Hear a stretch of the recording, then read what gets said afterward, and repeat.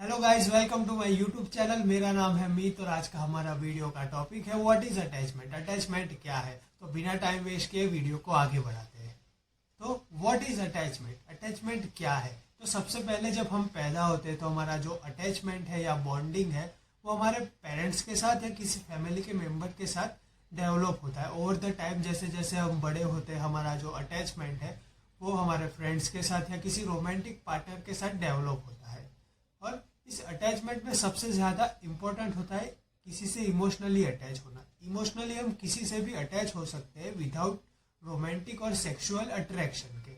और इस तरह का अटैचमेंट है वो किसी भी रिलेशनशिप या फ्रेंडशिप में बहुत ही नॉर्मल और हेल्दी साबित होता है। तो आगे हम जानेंगे टाइप्स ऑफ अटैचमेंट। अटैचमेंट के क्या क्या टाइप्स है। तो अटैचमेंट के बेसिकली दो टाइप्स होते हैं, पहला सिक्योर अटैचमेंट और दूसरा इनसिक्योर अटैचमेंट। तो पहला समझेंगे secure attachment. What is secure attachment? तो ये बहुत ही नॉर्मल और कॉमन अटैचमेंट हम इसे कह सकते हैं। ये तब डेवलप होता है जब हम किसी भी रिलेशनशिप या फ्रेंडशिप में होते हैं और हम एक दूसरे के साथ कंफर्टेबल और सेफ फील करते हैं और एक तरह से हम सक्षम होते हैं कि एक दूसरे पर फिजिकली और इमोशनली भरोसा कर सकते हैं।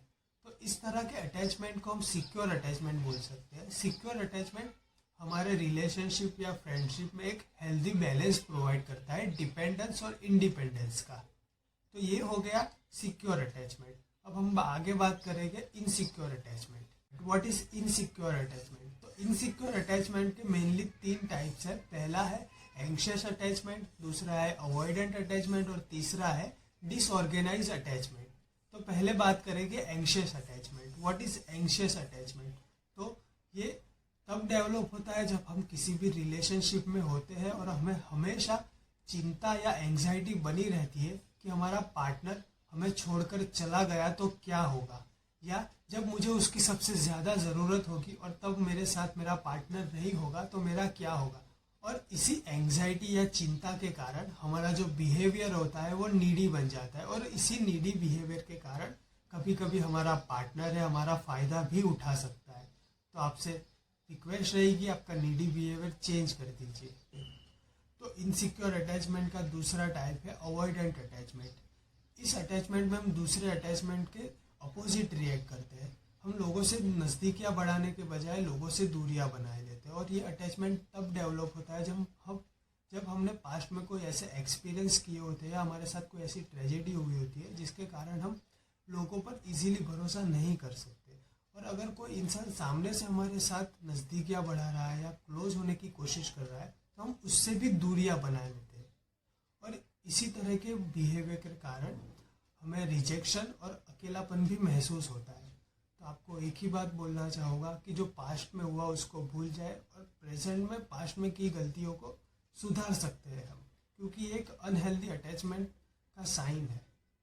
तो अटैचमेंट का सबसे लास्ट टाइप है डिसऑर्गेनाइज अटैचमेंट। इस तरह के अटैचमेंट में हमें मिक्स फीलिंग्स आती है, जैसे कि हम कभी कभी हमारे पार्टनर के साथ बहुत ही सेफ और कंफर्टेबल फील करते हैं और कभी कभी उसी पार्टनर से हम दूरियां बना लेते हैं और हम हमारे फीलिंग्स को लेकर श्योर नहीं होते। हमारे अंदर एक कंफ्यूजन बना रहता है और इसी कंफ्यूजन और डर के कारण हमें एंग्जाइटी होती है और इसी एंग्जाइटी के कारण हमारा जो रिलेशनशिप होता है वो एक अनहेल्दी वे में आगे बढ़ता है।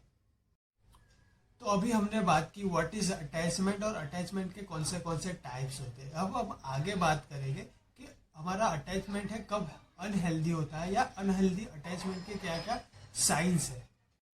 तो पहला साइन है you relay on their approval.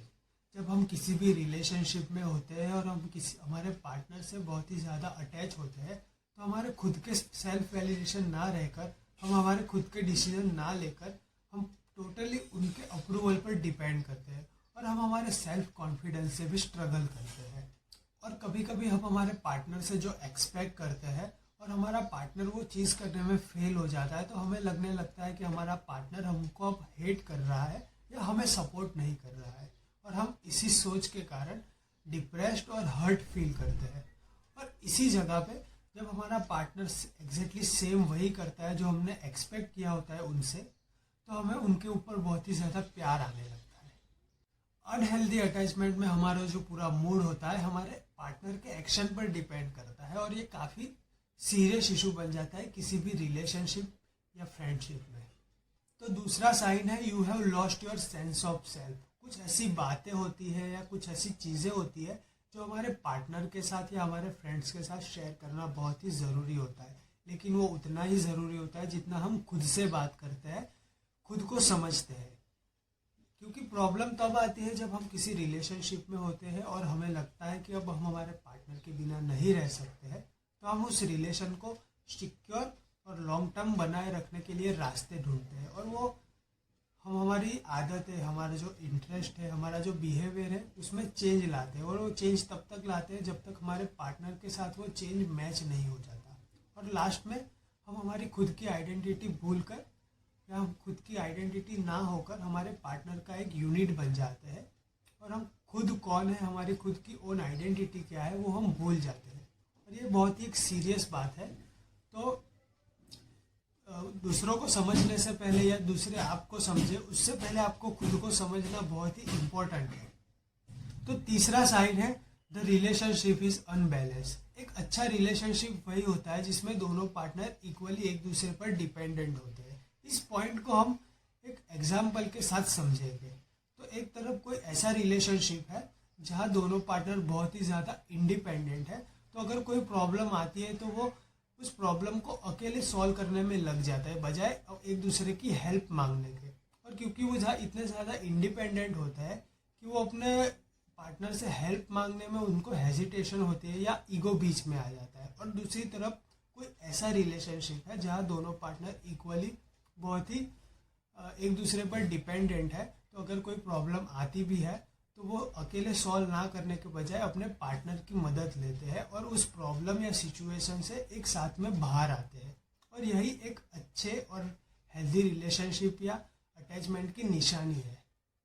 तो यहीं पर हम वीडियो को एंड करते हैं। अगर आपको ये वीडियो अच्छा लगा हो और इस वीडियो से आपको वैल्यू मिली हो तो प्लीज़ मेरे वीडियो को ज़्यादा से ज़्यादा लोगों तक शेयर कीजिए और मेरे चैनल को सब्सक्राइब कीजिए। धन्यवाद।